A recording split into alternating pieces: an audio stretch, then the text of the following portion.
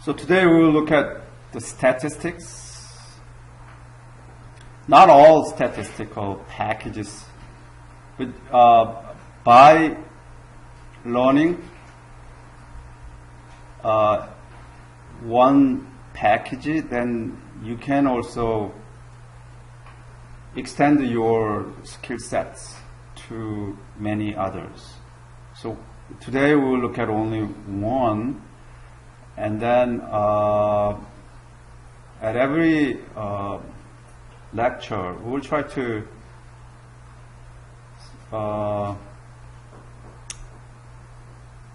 taste a little bit of as many packages as we can provided by R, and once in a while we will also try to do the programming using Python.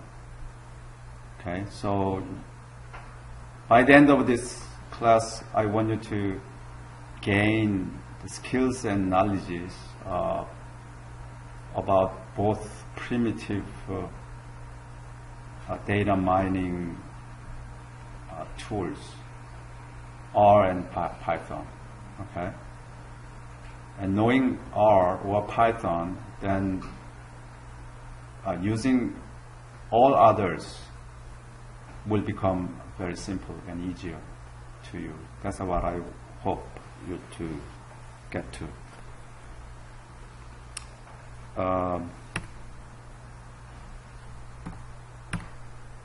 Okay. So, given data, for example,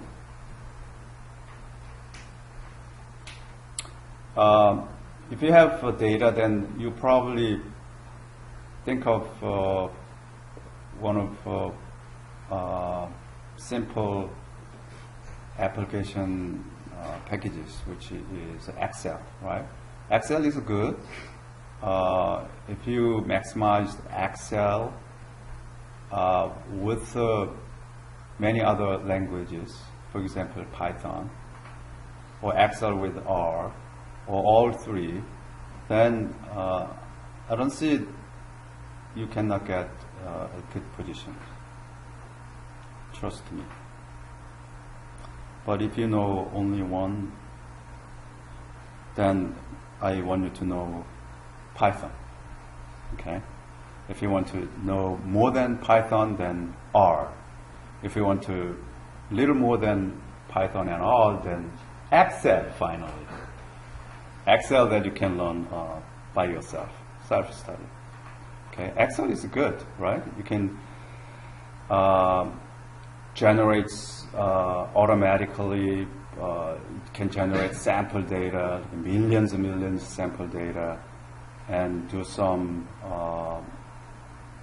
computation. So that is good. You might know that from 120, CISC 120. Simple data here. Let's say cyber and attack threats, cyber attacks and threats counts each month, September, October, November. There are different kinds of attack, port scanning, DDoS, and so on and so forth. So you count them, all right? And then from this data, what type of pattern that you can achieve?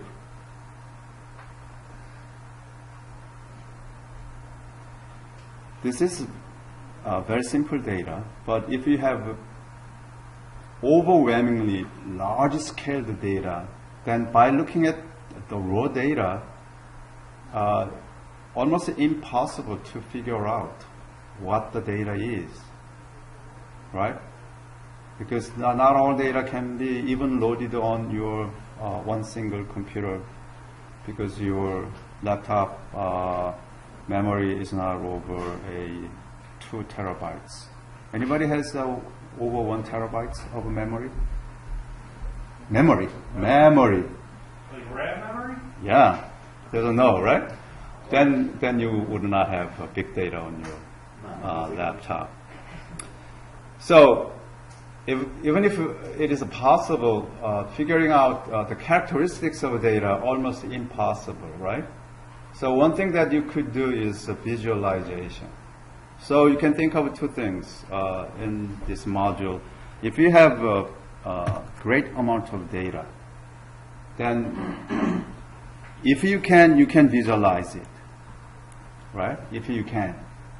If you have some tools to visualize, try to do. And to see if you can get some idea. Human has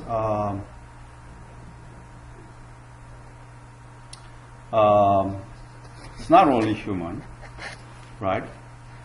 I'm reviewing one paper, so submitted to journal, requested for me to review. So I'm reading this.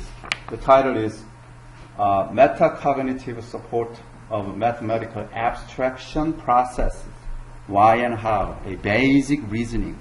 There's something about the reasoning. And this guy describes one interesting comments. Well, it is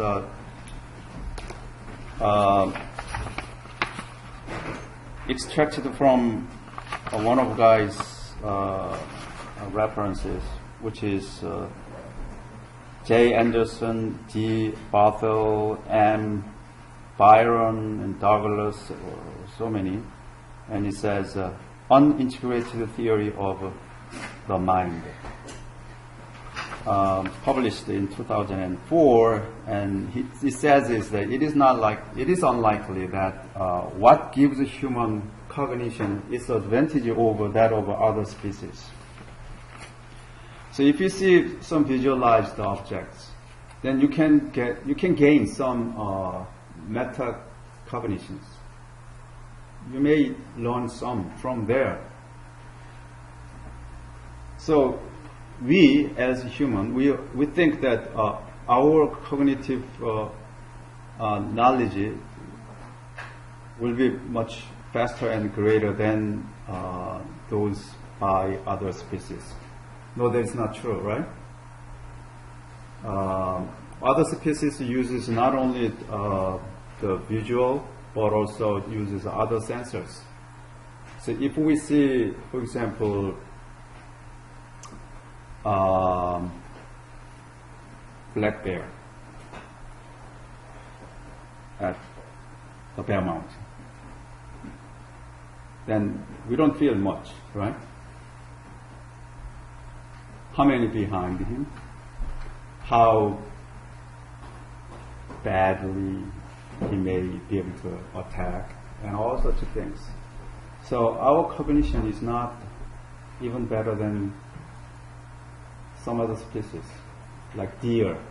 Deer can immediately understand, oh, that is bear. I have to go that way, this way. Quickly recognize.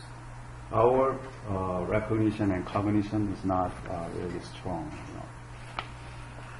So probably we are the least sensible to sense visualization, but still worth, right?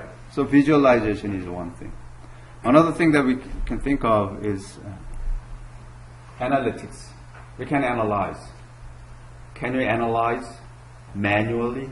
Yes, we can. If we have this kind of small sets of data, right? What if we have 1 million data or 1 billion data sets?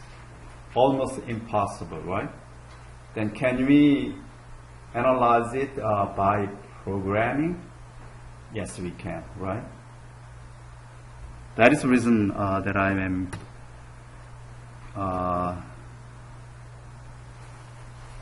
stressing on this subject. So visualization, there are simple graph, stacked bar chart, stacked something chart, right? A bar chart, area chart, or spider diagram, and so on and so forth. So we can see this, right? If you have Excel program, then Excel gives you very nice drawing charts.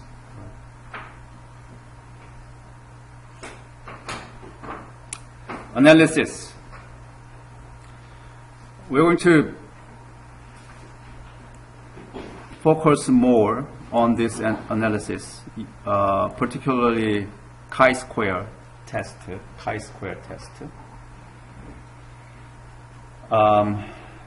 What is chi-square test? Chi-square test tells us that supposedly we have two different sets of data, and I do not know they are related. Then this test tells us they are related or they are not related. How significantly they are related, if they are related. That type of things can be calculated, okay, in number, so that you can clearly see, oh, they are related. One of the examples is this. If I ask you, there are a lot of such questions.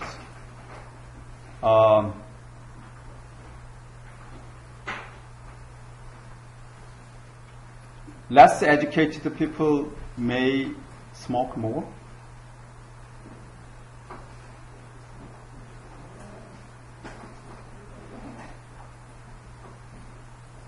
We do not know, right? But if you have data, then can you tell? Some survey data. Smoke and education, that's two different variables, right? It's not really, they are not related variables. Smoking is smoking, education is education. Two different things. More precisely, I'm going to motivate you. There's a lot of such statements that I have heard and you have heard from many media. Less educated white people support Trump. Okay? Supporting candidates and education is related? We do not know, right? When they said that, do they really test chi-square test? We do not know. Some may say, oh yeah, that is true. Some may say, I don't know. Some may say, no, that is not true. But if we have survey data, this is not political. If you raise a political issue, then don't do that. No, but I just see a flaw in that though, right? Because it could be similar but not necessarily correlated, right? Right. That type of things needs to be figured out in analytic methods. That's what we want to see. So you would do the preliminary test this way, and then further examine when it's used. We're very accurate and clear and complete computation. That's what I want you to have in 3 ways. Well, actually, maybe 4 ways. If you would do it in manually, using Excel, using R, using Python. As I said, what we want to do is, what we want to focus here is R and Python. Excel, I prepared that here, so you may be able to follow that. If we have time, we can do that also.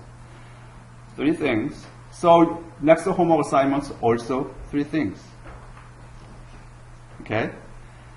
The Python is not really long. I mean, long list of Python coding. I think at most 5 lines. R maybe 2 lines.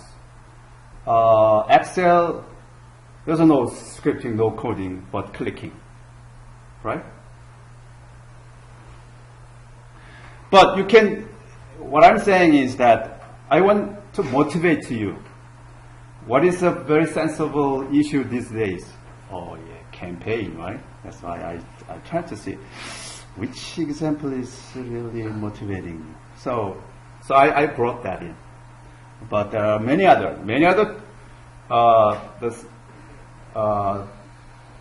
the theory that you may hear daily, day by day, then somebody says, bring one variable and take another variable and stick them together.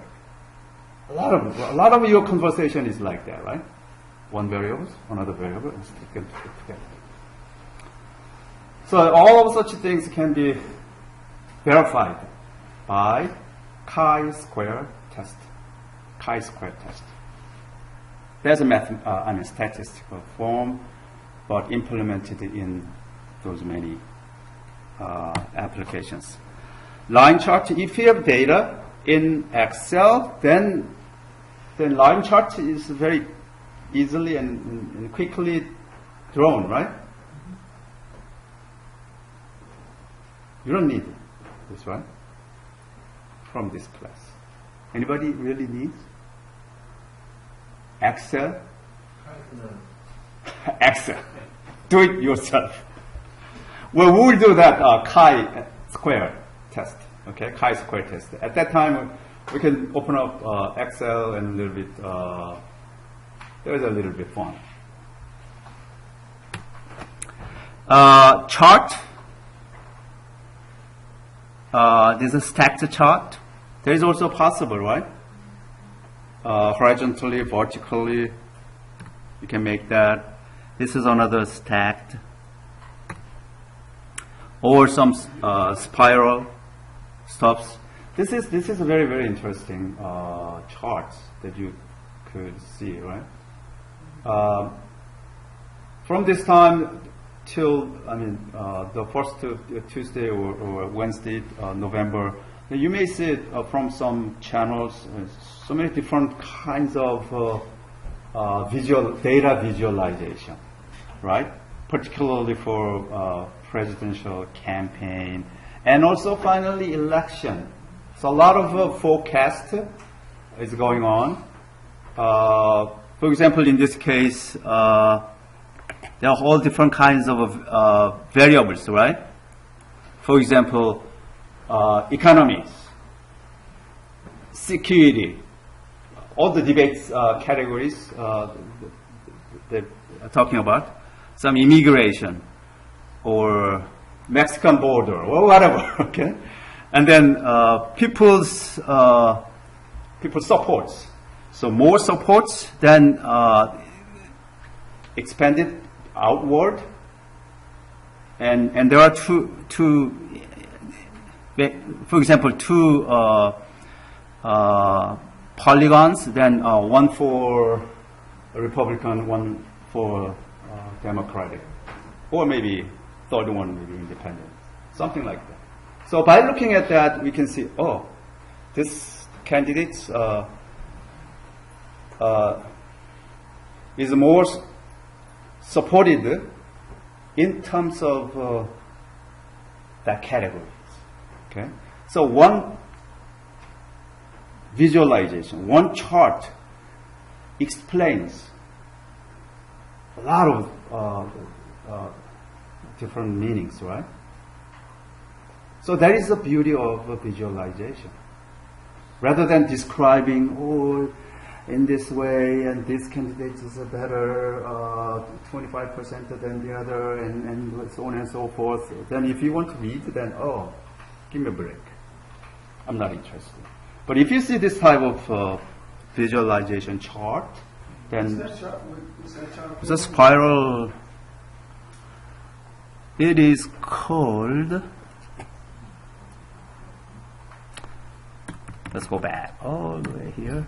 Yeah, spider diagram. Spider diagram. This is Spider-Man, right?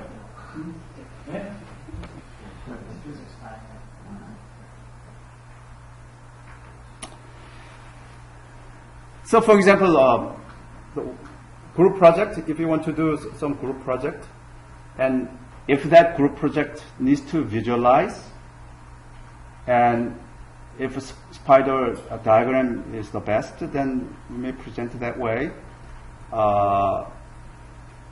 Thing is this. one of the best team project here is that you could do 3 ways, right? As I said, in Excel, in R, in Python, and compare among those, and finally you can make some conclusion. Then that is, I mean, great project. Data that you can obtain from various different sources. The bigger data that you are working on, the better that you can lead to the conclusion. The better conclusion that you can make, right? Okay. So this type of visualization is the thing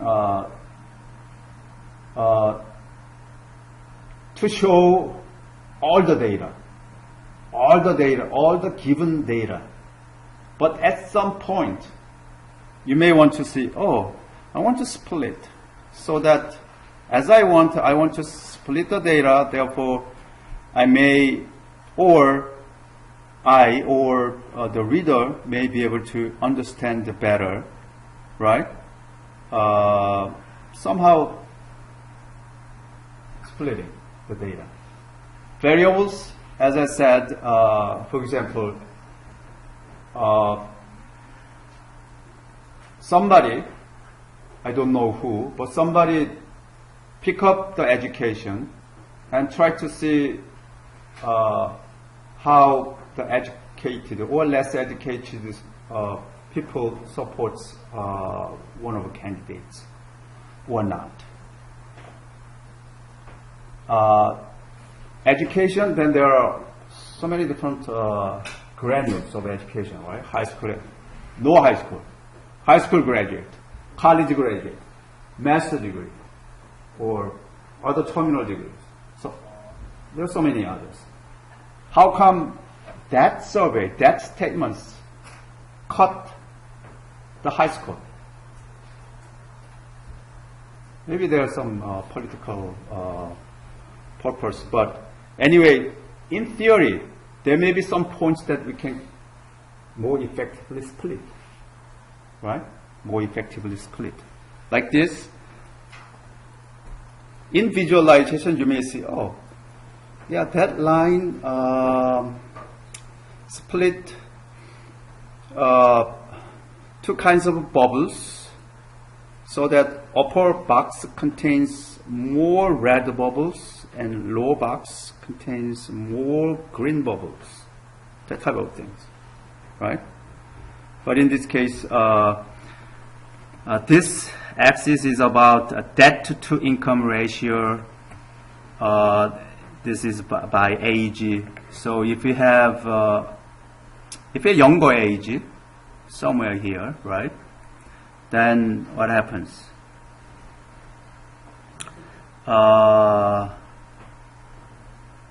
If we have a high debt to income ratio, then more defaults.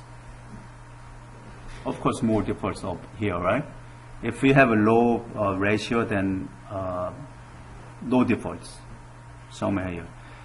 And if you are at certain age or above, look at this area, then there is no default. Even if a certain age or above, like older people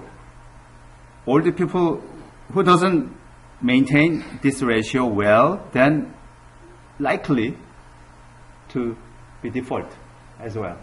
That type of things tells us some meaningful interpretation if we split the data well.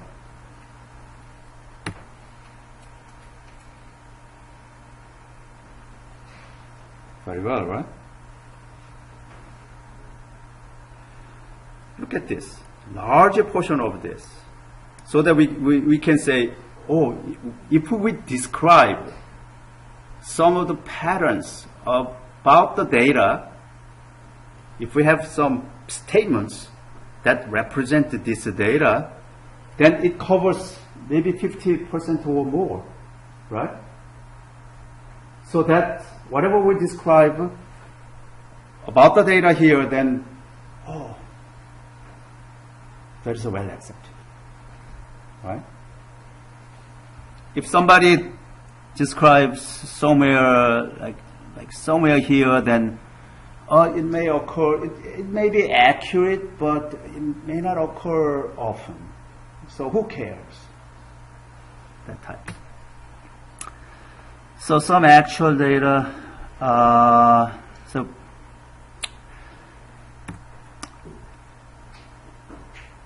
some of the heart diseases. About the heart diseases, some of the numbers but they can split the data by age first, and then by systolic blood pressure, and by cholesterol type 2, and according to that classification, they might describe, for example, 100% of these guys have some, and 100% of those guys have those, and that type of things, right? So this doesn't give you any special meaning, but if you can split, then you might end up having that type of tree structures, okay? From entire data sets, you can split into two groups. And if you bring up another variables, so initially you think of and split by age. By splitting age, then one group, they are more homogeneous. Still, if we split the patient by age 47.5, then older people still mix the data. There's another measurement tells us how data are mixed. Is called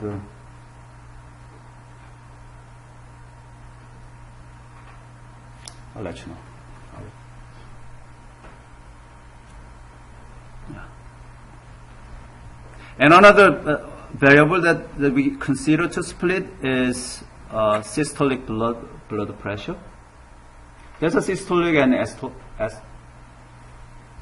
systolic and asystolic, something like that. Right, two different, right? One blood pressure, high number and low number. So the other one is a something. This is systolic. And cholesterol has type 1, type 2, and I don't know how many types, but three types. So based on type 2, we split also the data that way. So now, when we split the data, given value, given variable, there are tons of values possibly be for that variable. We cannot consider single data item at a time continually. Then almost impossible, right? We need to have somehow categorized those values. It is nothing but splitting the values, splitting the variable values.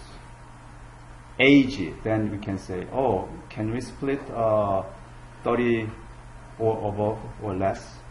Or like the slides one before, there's a 47.5, or is it the better way that we split, or some others, that type of things. So a lot of theory developed, Z-test, T-test, F-test, and then chi-square test. Chi-square test is based on frequency.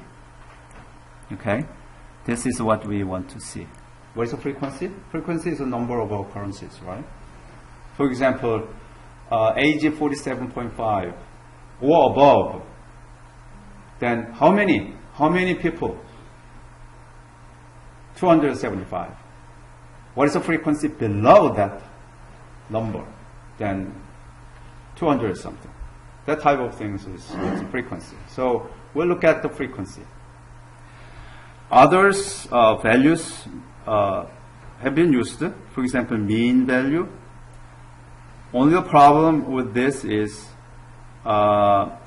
it should have 30 different, at least 30 different values available. Above 30. If that is age, then you have to split above 30 different categories. So it's not likely good, right? But if you have so many different, varieties of data, then that may be good also. So all these things. So we'll look at how to make split. Which variable to use? That is the first thing, right? Once you pick up the variable, then you need to split. Split by what? Okay, by some number, right? If it is a cholesterol, then what is the number that you want to split? Yeah. I do not know. Cholesterol, like 35 or 21, whatever that, right? Systolic blood pressure, 100, above 100 or below 100. So what split means to you? So we want to first review chi-square test. What chi-square test can do? This is very important, the definition. Chi-square test is to determine whether there is a significant difference between the expected frequencies and the observed frequencies in one or more categories. In one or more categories means different splitted values. Okay. For example, smoking group and smoke. Then we have only maybe two values, right? Smoke or non-smoke. Maybe there are more, right? Half pack per day, or 2 packs per day, or above 5 packs. My father, before he died, he smoked at most 2 packs per day. It's too much, right? So finally he has Alzheimer.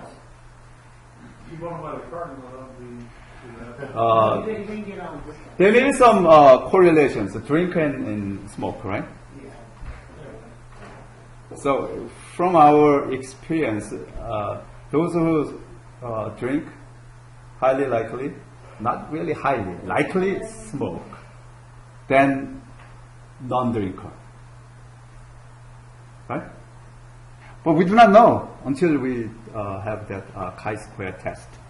How can you get a chi-square test if you have that hypothesis? If you have a hypothesis, then you need to get survey data.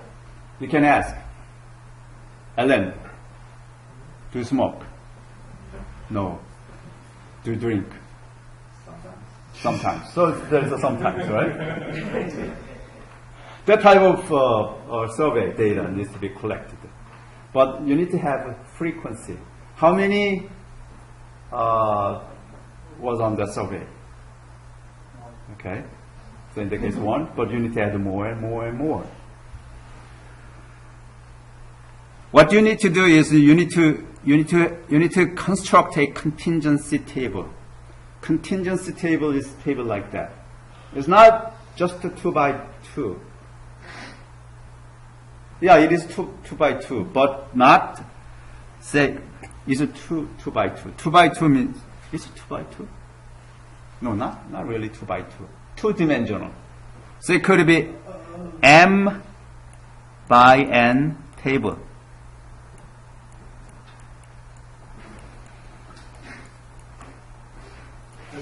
Contingency table is N by N table. M for one variable 1, So variable 1 has m categories of values. For example, smoke, then maybe 2 values, yes or no. Drink, maybe 1 beer, 2 beers, 3 beers, 4 beers. Glass of wine. Or one glass of wine, or 2 glasses, 3 glasses, or endless, bottomless, right? That type of things.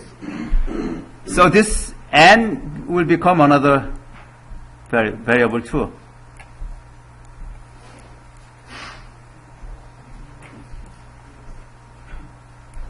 Okay, variable 1 and variable 2.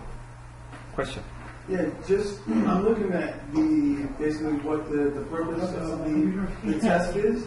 So when you say to determine whether there's a significant difference between the expected frequency, so what do you Okay, expected frequencies and observed frequencies. So that is a very good question. But it'll come out later slide. But let me explain to you briefly. Observed is really the test. It's the data that you tested. If it is a survey data, then you really ask so people and real the values from test. So from let's just say the survey example you just Right. Then those are all the values about observed data. Okay. And then there may be some other hypothesis, other theory. According to the theory, then you can expect, right? Mm-hmm. One set of data is the real data. Real data is experimental data. It is a survey data. Another data is your expectation. So if we were to say and then we need to see the difference. If they are too much different, then we can say, hey, your hypothesis is wrong. Or they're close enough, then reasonable hypothesis. So you prove it.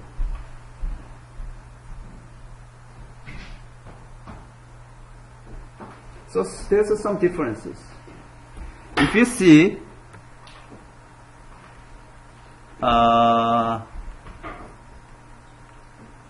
if you see this formula,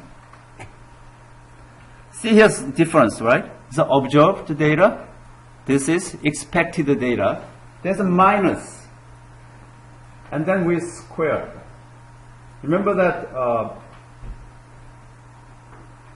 when you subtract 2 data, then in statistics usually we square them. Why? Unless otherwise it has some direction, some orientation, negative or positive. Negative and positive doesn't mean much if you want to see the difference only. We do not see, oh, this guy is bigger than that guy. That is not our interest. Our interest is, what is the difference? Those 2 guys. What is the height difference? Those 2 guys. We can say 10 inches difference. That's enough that we want. We are not interested in this guy is bigger than the other guy. This guy is shorter than the other guy. That's not our concern. Our concern is only the distance. Okay? Therefore, and also our concern is that we want to collect all the differences. All the differences. So that we want to add them. In order to do that, if we have a plus sign and minus sign, then eventually we don't see the magnitude of the difference. If, as far as there are positive 5 and negative 5, then those 2 values canceled out. Then we don't see the magnitude. So this tells us the difference, right? A little bit of the difference, and then divided by this guy, and then with summation of that. So this is the chi-square test result. Okay? So I jumped to that. So basically you can calculate that. If you calculate that, then it tells you only the magnitude of those two different sets of values. It doesn't tell you that is it really significantly important. It doesn't say that, right? So,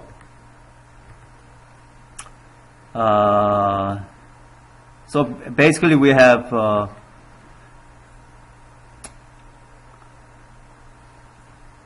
let me give you another example and motivating example, and we will look at more.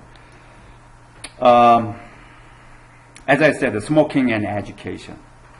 Then let's say 230 people say in the survey. I want you to look at the contingency table. In the contingency table, we have 2 by 3. So 2 values for values about smoking, and 3 values for education, right? So that table explains there are 70 people who smokes, 70 people who has no high school education now smoke. There's a 70. 70. And 35 people out of 230 who graduated from high school smokes. So total, how many graduate from high school? If you add this, then you can see, for example, 91 people graduated from high school, and if you add them all, then 105 didn't graduate high school. If you add them all, then 34 people graduated college. And if you add this horizontally, then you can see 115, right? 115 that smoke. And if you do this, 115, right? Total 230. So if you add this, then 203. If you add this, then it should be 230 also. So what is the motivation? Let's say smoking and education, there are some correlations. Somebody said that. Then our question is, are they related?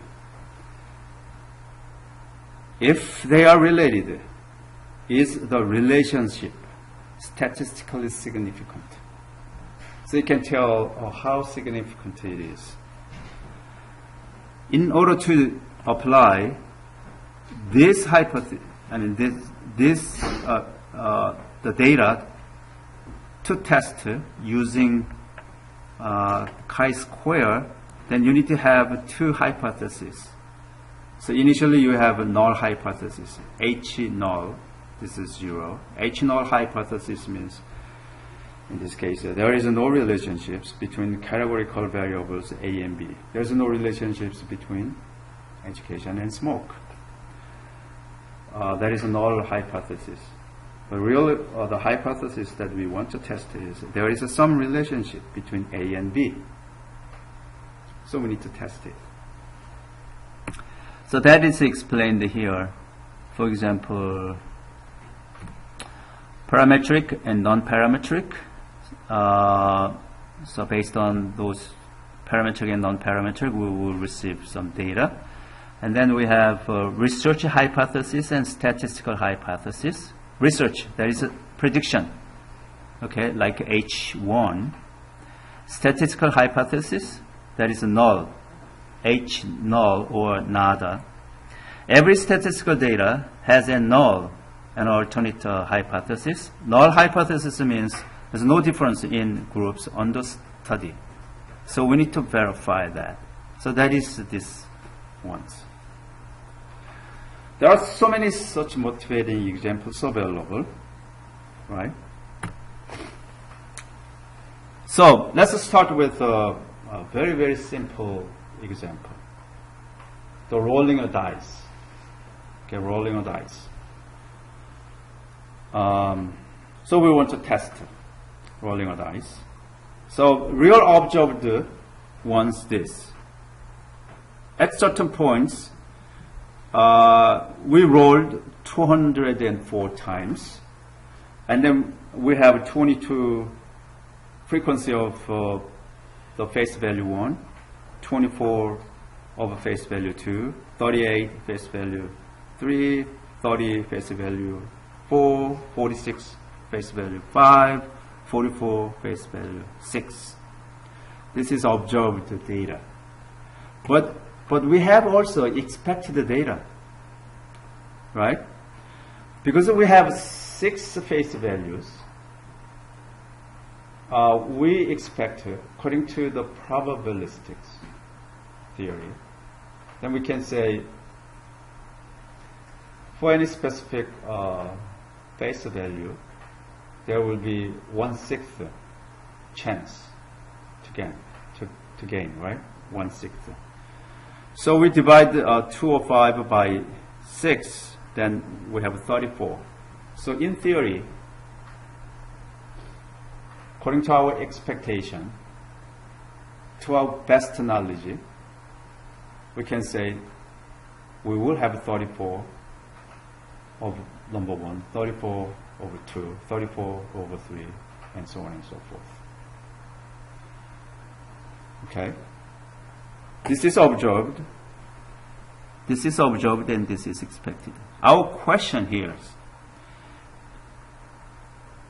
hypothesis, is this fair? This observed test, is this fair?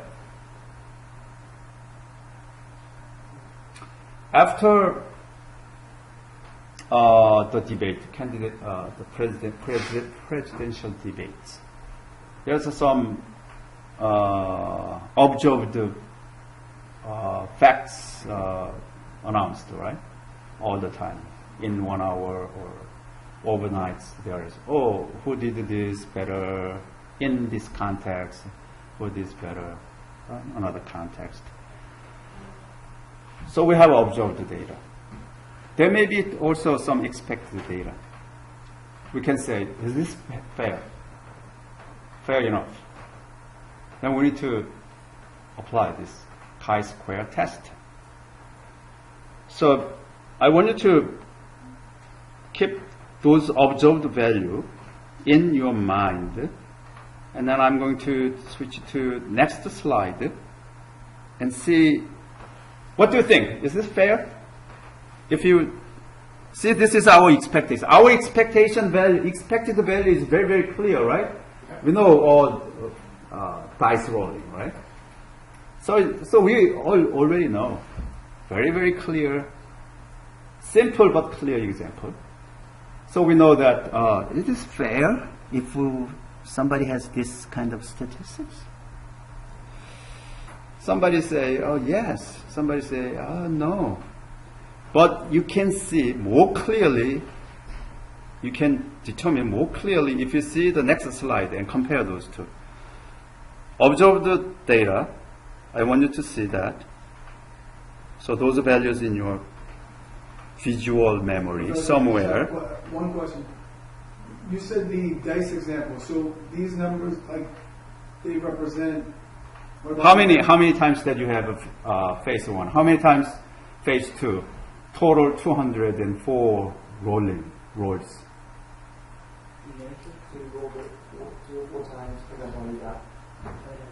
Right? There's a particular case. Okay.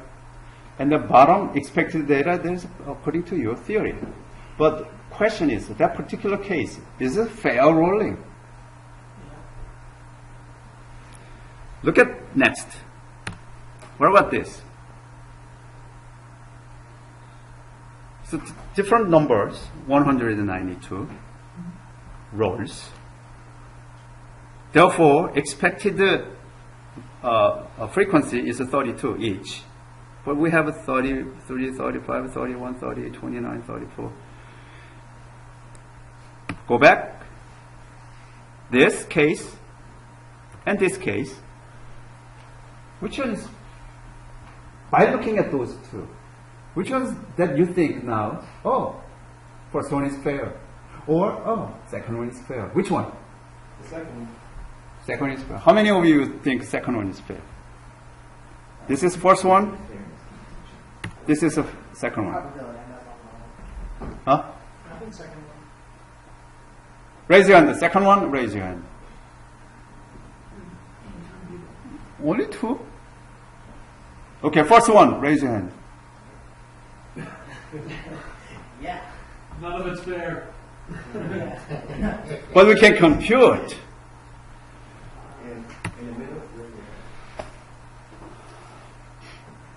In order to do that, we need to see the theory behind. So, according to chi-square test, there is a consequence. There is an outcome. Outcome is to accept the null hypothesis or reject hypothesis. And then there is some distribution chart. Let's say this is a distribution chart, which means the values are distributed that way. This chart doesn't represent that particular case, rolling dice. Okay. In general, although it looks skewed, but there may be some normal distribution. Well, anyway, there is some distribution if you consider frequencies of data, right? Some frequency. So x-axis is the values of those variables, and y-axis, there's a frequency. So you have here, these are some values, right? So value x, so this is 1, 2, 3, whatever the value, 15, okay? Or here 25 and 29 and things like that. And this is a frequency.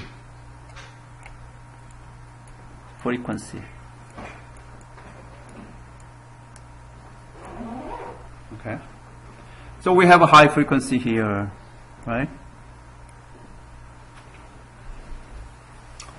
And then we can set alpha level or significance level, alpha like this. At certain points we can say, oh, this is alpha level, or significance levels. What usually significance levels will be 0.005. If you look at the percentile, then 0.005 from top. So it is 95% percentile, right? 95% percentile. It's usually, but it depends on your setting. Okay. In the homework assignment, for example, okay, let's set alpha equals some. Then you may have some others. Okay. Or if I ask you to do some automatic execution in Python, you can do that. You can vary alpha from alpha, for example, from 0.1 to 0.01. How many alpha here within this? Maybe 100 alphas, and see how they are different. If you do this manually, then almost impossible, right? So, but if you do this in Python, once you have one way of testing, then the next testing is simply the iteration, right? So what happens here is that once you set the significance to alpha level, If anything above here, then we reject H1. Anything below this, then we fail to reject, which means accept. This is very, rather than saying accept, we say fail to reject. Very polite, right? Fail to reject. But that is the concept here, fail to reject. This guy is reject. So more clearly, here is the case. Alpha level, yeah, we have that. If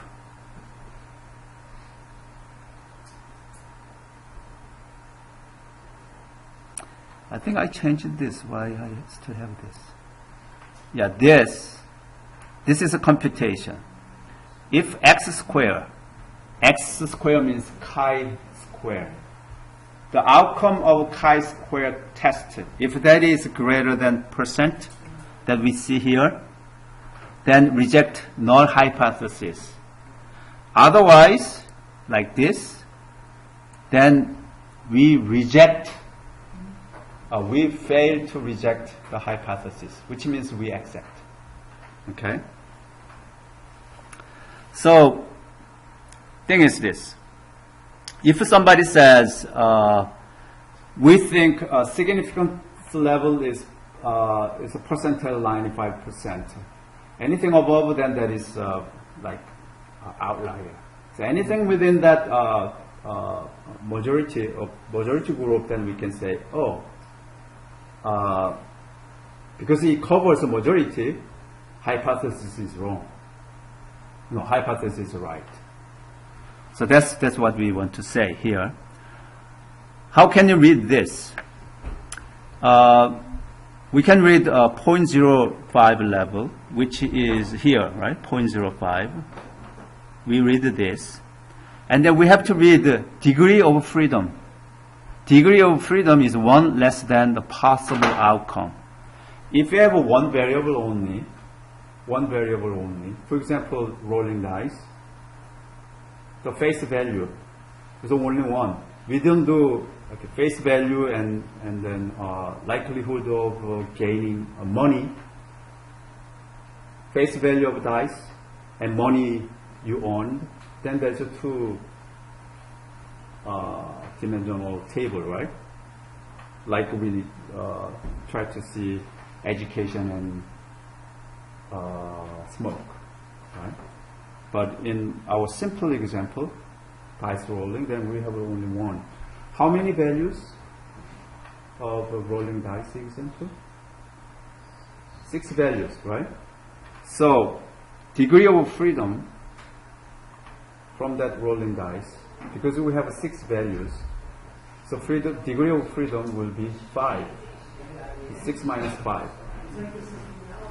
1 less than the possible outcome. What is the possible outcome from rolling dice? 6 possible outcomes, right? So we subtract 1.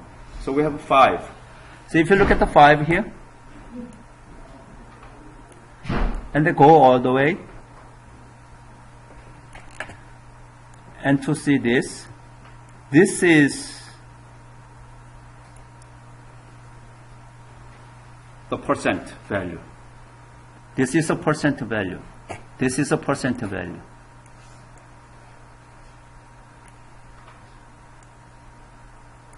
Okay. So given alpha, given the possible outcome, then you will know which value that will be used for determination, whether we reject hypothesis or whether we accept. This is the value. Once you have this value, then only thing left is the computation of x square. There is a chi-square. Chi-square is one thing that we have to do, right? Chi-square. So chi-square, I changed it here but not the other one. Okay. So chi-square, this, right? We will look at this, but if we run a Python program and R, then it automatically gives us p-value and also chi-square test values or chi-square statistics. So this is the formula, and by looking at that chi-square, if chi-square is greater than percent that we'll look at this table. If it is the case, then we can reject the hypothesis. Less than that, then we fail to reject. So it gives us the indication how good do the observed values fit the expected values.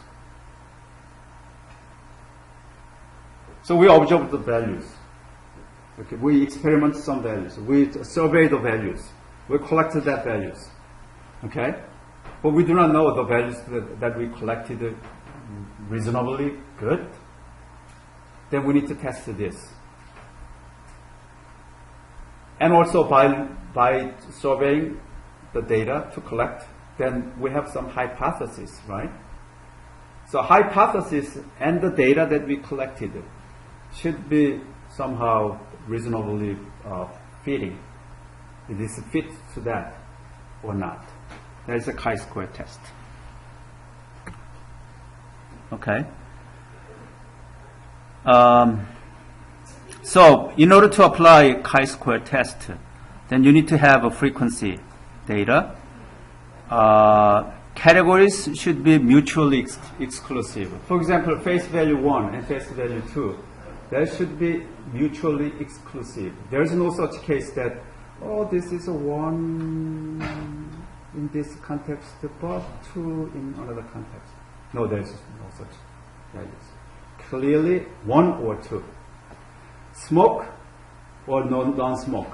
Then it should be clearly exclusively defined. If there is any survey data, oh, I don't know, then it's not. There's a noise. Okay? You need to exclude that data. Theoretical basis for categorization values. You need to have some theories, like rolling dice, right? And use nominal data, categorical data. It doesn't mean that anything that should be numerical data. Although it is alpha data or any text data, then you need to categorize them into n possible outcomes. That way you can define the percent value.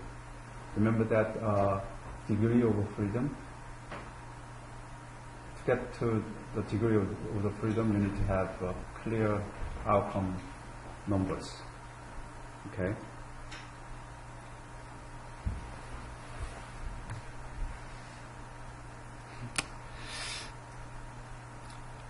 So, by taking this, very few of you say this is fair.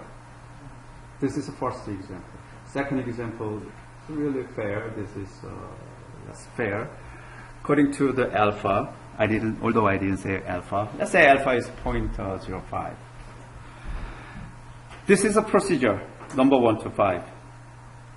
We need to state null hypothesis and alternative hypothesis, H null, H1, and choose a level of significance, alpha. And step 3, find the critical values. Critical values can be found from the table. Table can be downloaded. For example,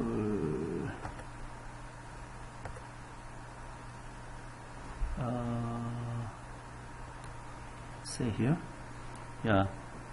Open up your web browser And then you can say chi-square table. Chi-square table. There's an image. So any image that you can see.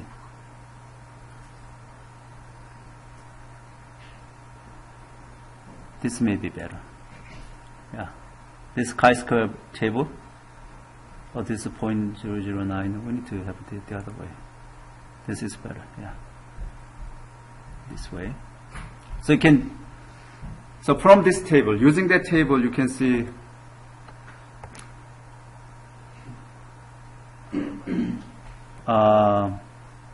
critical value, and then you need to compute the test statistics. By compare these two, then you can get the conclusion. Conclusion is simple.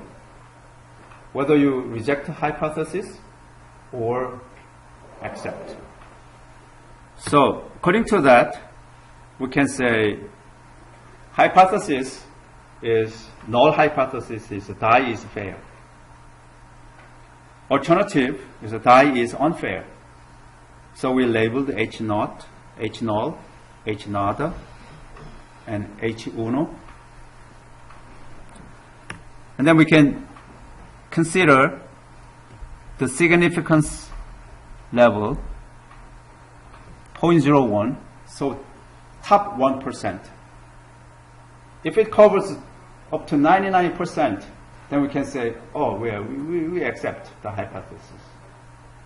If it's beyond that, it represents only top 1%, then we can say, oh, no.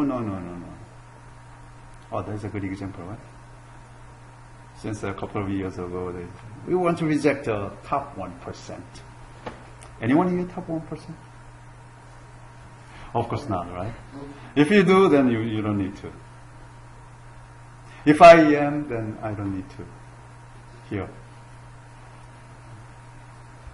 But anyway, top 1%, so 0.001, that is called the percent.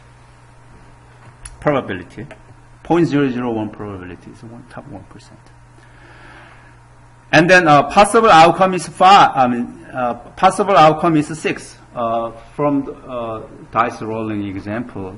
Therefore, degree of freedom is 5. So we can here 5 and 0.001. This is the value that we see here. Find the critical values. Find the critical value is 1508, 09, 08, 09, whatever. Okay? And then test the statistics. According to this, then we can say first value here 22. What is average? Average is 34. These are all average in theory, right? This is estimated value. So estimated value is 34.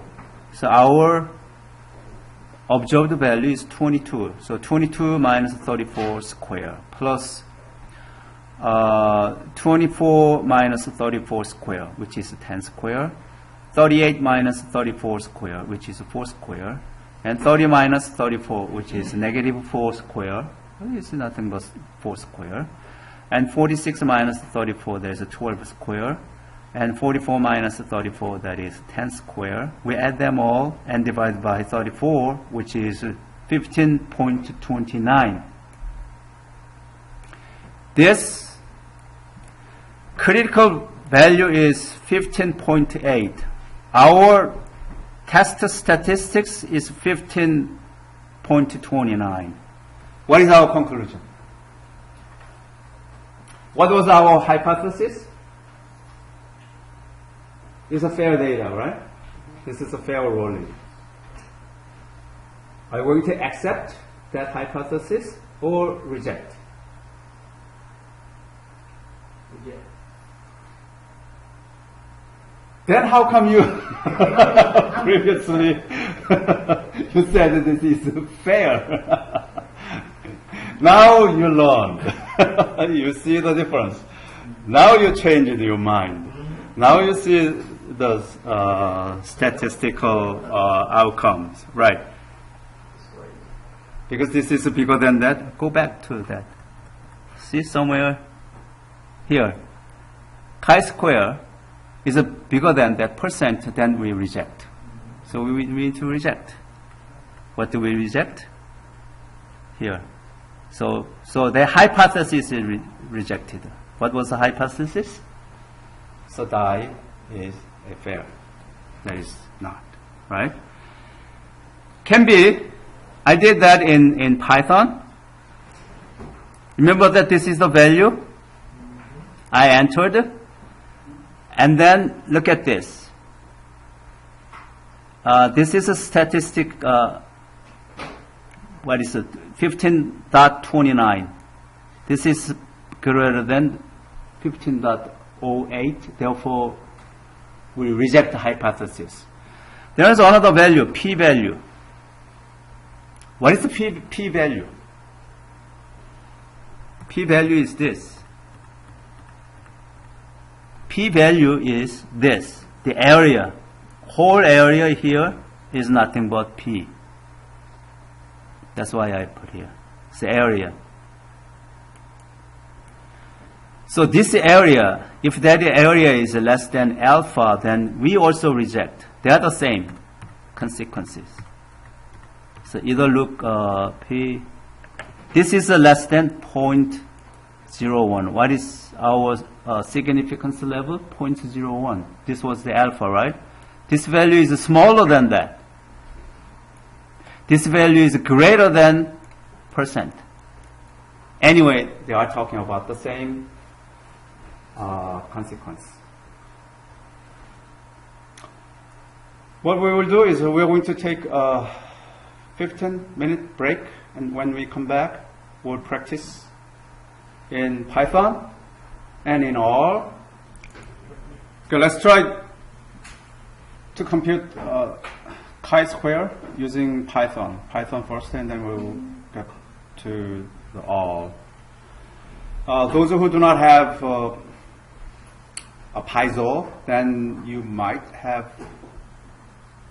not have some of the modules that we are looking for. Chi-square module is available in the package SciPy, SCI Pi. So bring up Paizo.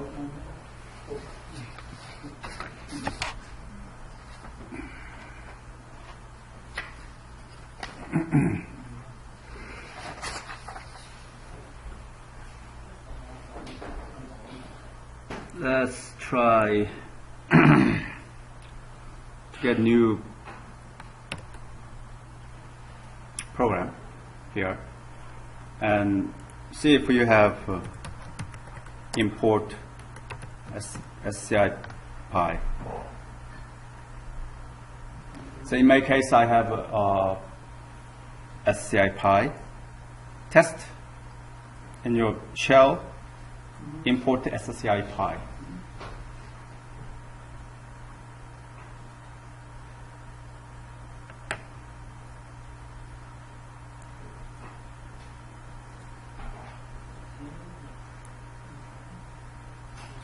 If you have some issue, then you probably do pip install SCI Pi. There's no harm to do that as far as you have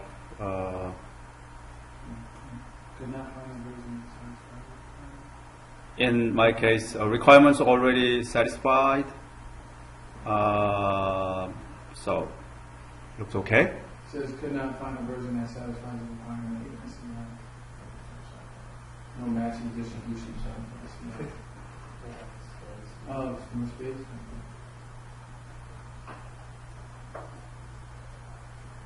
No space. That's the as well.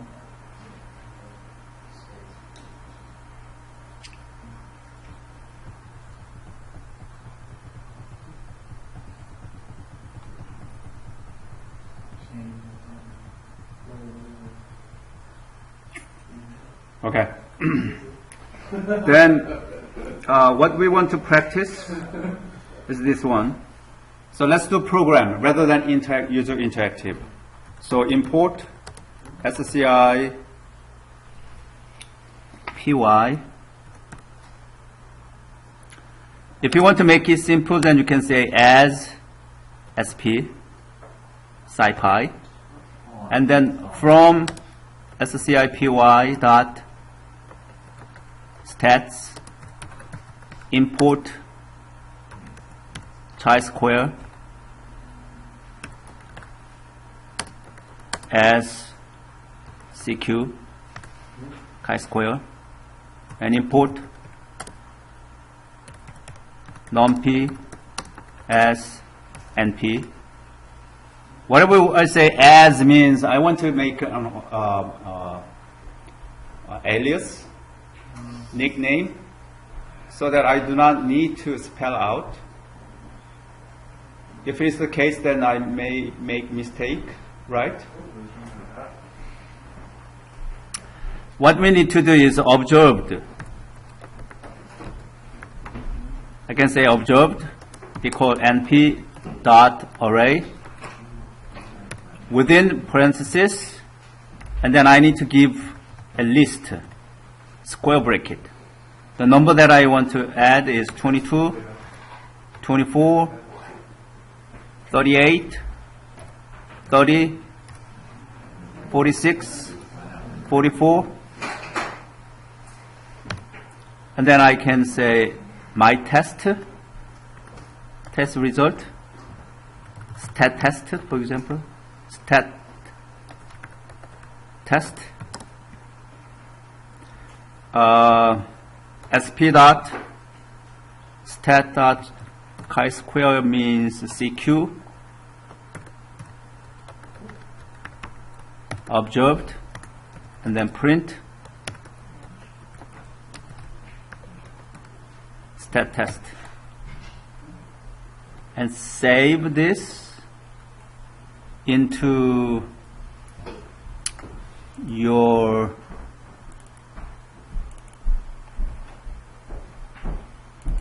some of your directories, wherever it is. So I can say here chi square in class py. I don't need to do py. Okay. After that, Control Enter.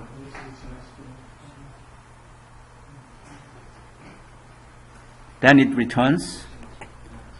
Statistics is 15.29. P value is 0.009.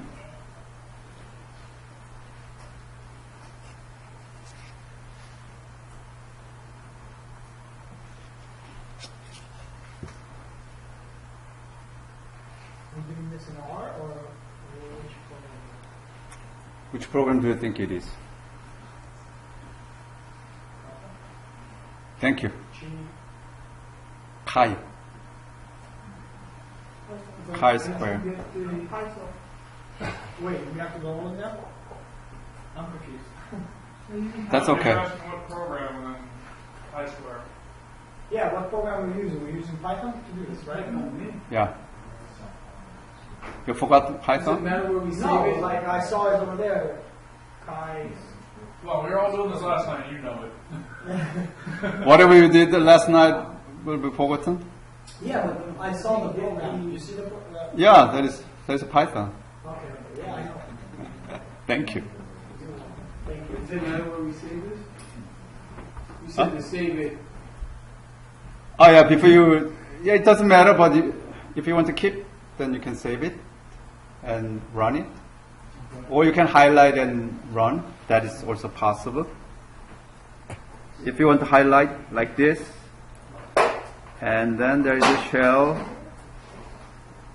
Oh, not really. Yeah. Save it and run.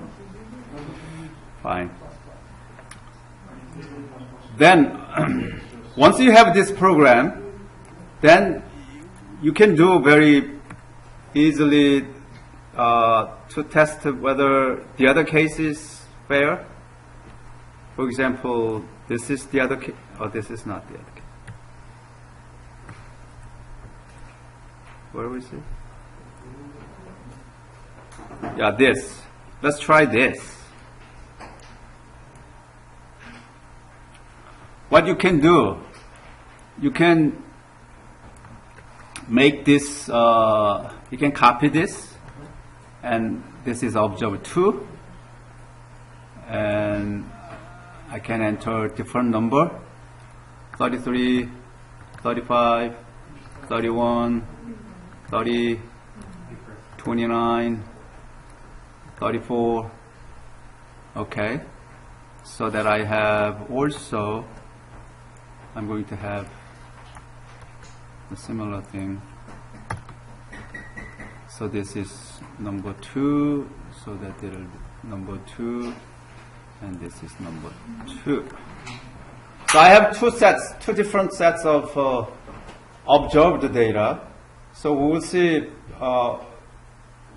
what are the p-values, what are the chi-square values. So run them. Then first one is that we looked at, right? Second one, the statistical test is 0.875. What was our percent? Our percent is 1508, right? This is a lot lower than that. What does that mean? We definitely failed to reject hypothesis. Hypothesis was that dice rolling case is fair. So that is really fair. The second case is a lot fairer than the first one. According to this. What is the p-value? P-value is 0.97, which is a lot greater than 0.01. I'm talking about p-value here and p-value there. And the threshold that we are looking at is 0.01. Okay.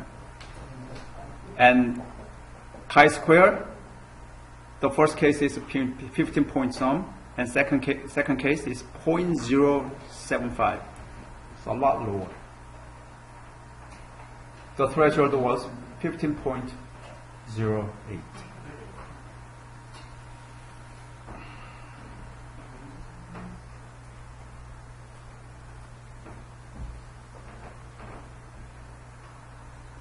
This is only one dimension, right? For one variable. What if we have two variables? So many cases that we are interested in two variable data, right? So this is a case. I want you to take a look.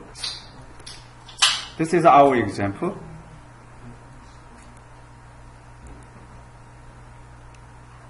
Right?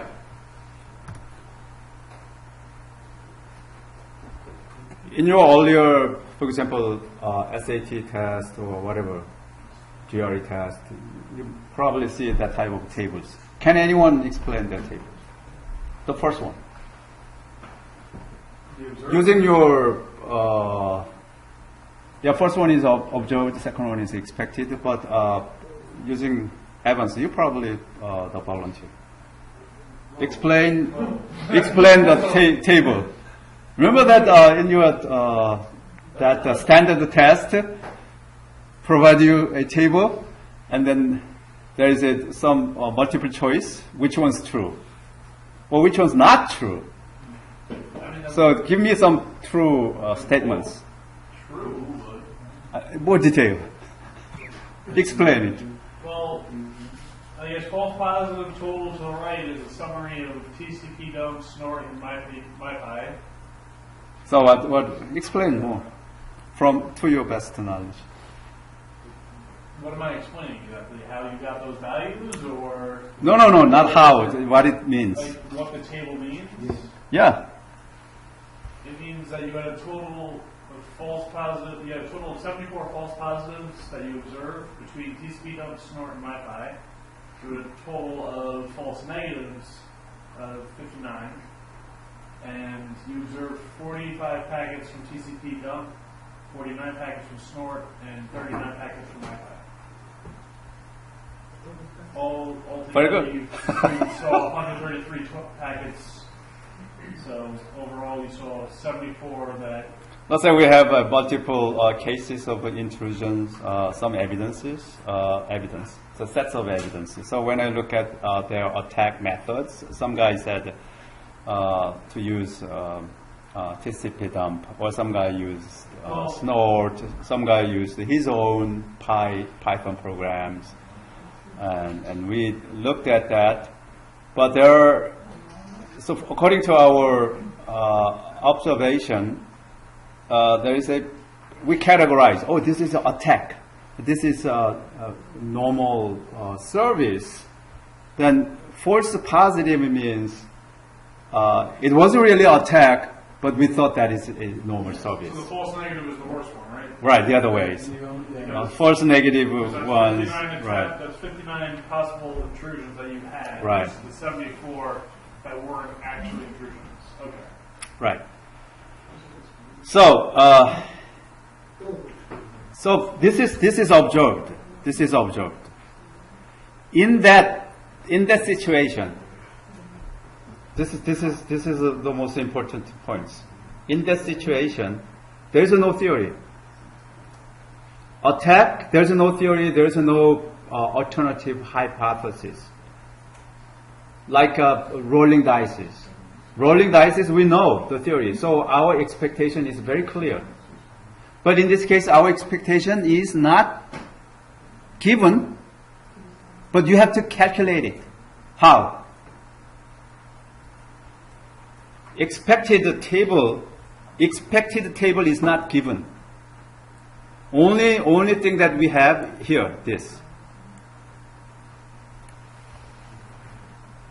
Right? Think about it in reality. If you collect data, then there is the data that you only have. There is no theory. There is no nothing, right? But you can generate expected table in this way. In this way. Total 133, right? 133. That is denominator, and out of this 133,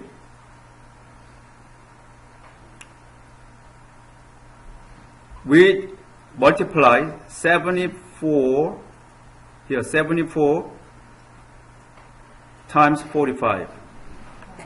This is a denominator, and by taking 74 and 45, so there is the cell that represents both of those. So 74 times 45 divided by 133 will fit in the expected value for this cell. Accordingly, you can calculate all others.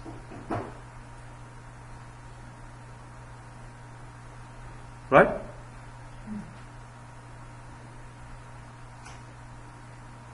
Explain. William. You did such a good job of it. No, explain how you can get this number. I computed by myself to prepare this slide. Well, you were asking how we got the 133? Yeah, how can I get that number, 21.74, from this object?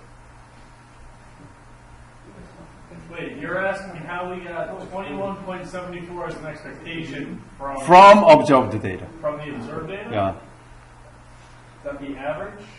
Yeah, average. How can you calculate the average? I already gave it to you one sample in that red box. 74 to 45? No, 74 to 45. So that would be 59 times 49 divided by 133. Yeah. That's You are the best. Can you explain the rest? confused. But anyway, that is the way that you can calculate this expected data. Now, we want to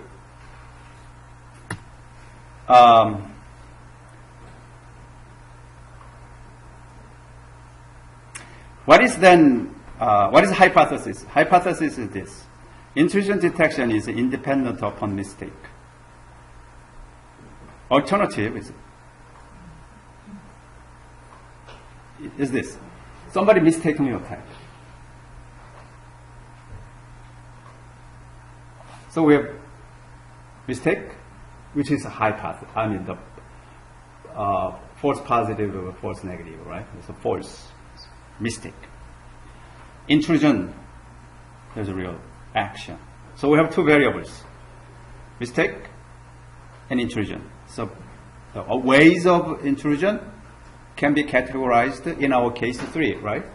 TCP dump, snort, for your own Python programs. And our significance level is 0.5. And degree of freedom degree is the degree of freedom of the one variable and degree of freedom of another variable. So degree of freedom degree of tools to be used. For example, TCP dump or snort, my Python, or false. So false negative or false positive.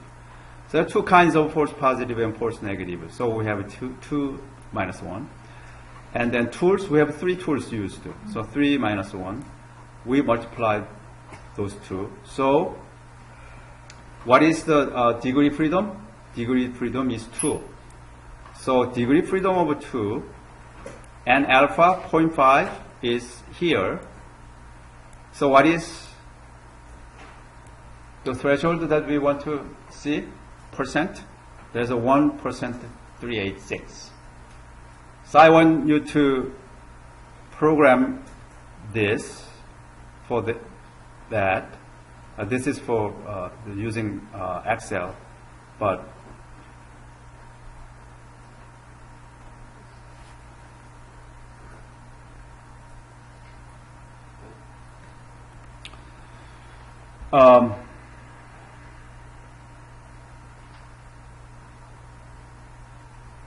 okay. So instead of this is a homework assignment. Okay, this is a homework assignment. But to help you get some idea about Python program, let's try with this. Try with this in Python so that you could do the real homework assignments better, right? So what I'm going to do So the here, is to make a chi-square chi-square, out of right? data. So what I'm going to do, I'm going to copy this and make another program. Copy here to save. Okay, here. And I do not need 2 of those. And I do not need this. But I have two-dimensional data, so that I have another square bracket, 75, comma 2425, square bracket, and comma, open square bracket, another value 120, comma,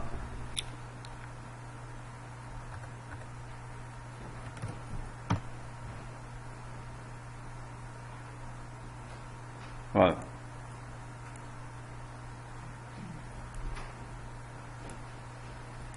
That is it. and I'm going to save.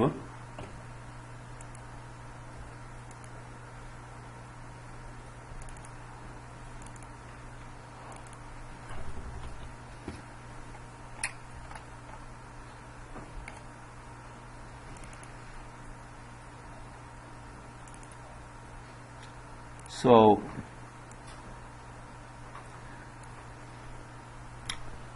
chi-square in class 2. So it is saved, and I'm going to run.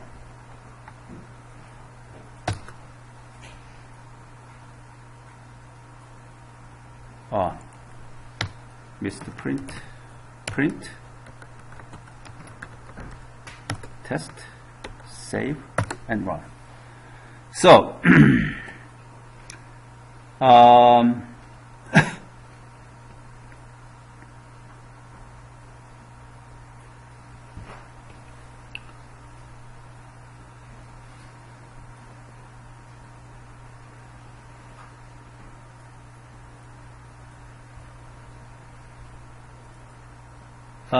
p-value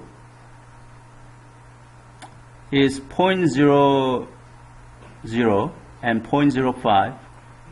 Well, first of all, that value 10.38.24, going back to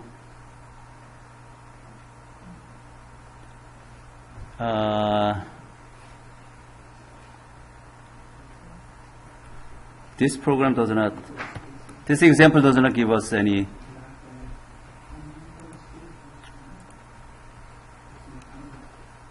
right.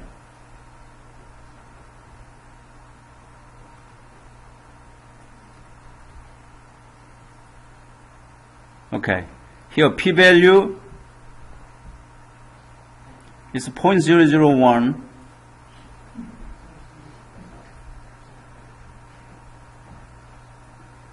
That's what we could see here. So 0.0010. So 0.0010, that is the p-value.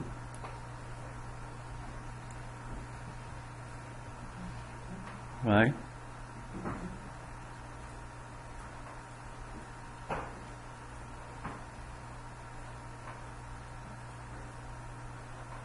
But this guy does not say yet what is the significance level.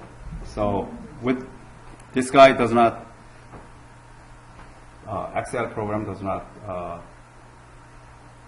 show. But Python that I gave to you here, that is the code that handle 2 dimension. So this is the first dimension. If you have more values in the first row, then you can list them all. 75, comma, whatever the value, comma, comma, comma, and finally close square bracket, followed by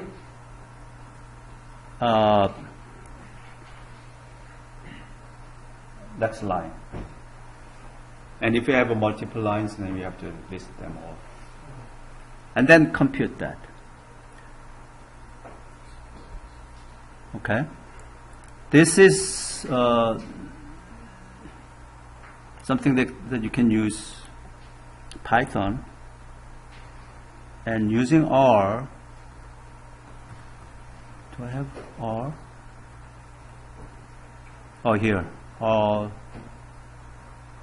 In R, to do all, you have to, I'm going to close Python, and I'm going to bring up R, okay? The first example that I can give to you, what is the value of the first example? Let's say data C What was those 6 values? Anybody can give to me? I can get it. I can get the rolling dice case here. Okay, this is 22. Okay, so that we can put 22, 24, 38, 30, 46, 44. So data is those 6 values, and then chi-square. The function is chi-sq, and then enter the data label, data variable. Data variable is data in this case, right? And enter. Could not find the misspell.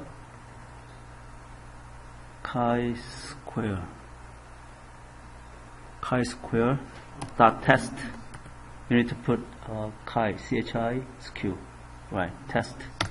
Then it gives you chi-squared test for given probabilities data. Chi-squared data is 15.29. Remember that rolling dice of that unfair rolls, there is a 15.25. And degree of freedom, df, is 5, because we have 6 face values. And then p-value is 0.0091. So given significance level, so significance level should be given, right? Depending upon the significance level, and by looking at the table, then you can see whether it is acceptable or to be rejected, right? If you have a two-dimensional, not only one, here is the thing that you need to do. You can do row 1, and then, for example, 10, 20, and row 2, see 15 and 15. Okay? And then data will be R bind, row 1 and row 2. And then see what the data is. Okay? So we make a 2 by 2 data. So enter first row. You may have more than 2 values, the first row. And then you can have a second row. And then third row, fourth rows. So all the rows, and then you need to bind them based on row. So row binding, R bind. And assign that to new variable data. And if you see the data, then data looks like this. After this, chi-square.test and data will be this. Whatever that is, I don't know what that data is. Okay? I just arbitrarily made that data. 10, 20, 15, whatever that.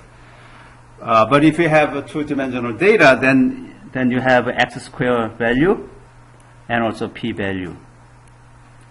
Data freedom is 1. How come you have a number 1 data freedom? 2 values of the first variable, so 2 minus 1 times. And the other one also 2 values of variable 2. So 1 times 1 equals 1. So data freedom is 1. So that is the way that you could do in 3 ways. Well, actually 4 ways, right? Manual, Excel program, in the slide, so I want you to practice. And R and Python. So 4 ways that you need to do I'm going to post detailed description about the homework assignment 3. Okay, don't do the homework that I introduced here on this slide. That was just a reminder. Okay, real description of homework 3 will be posted on Blackboard.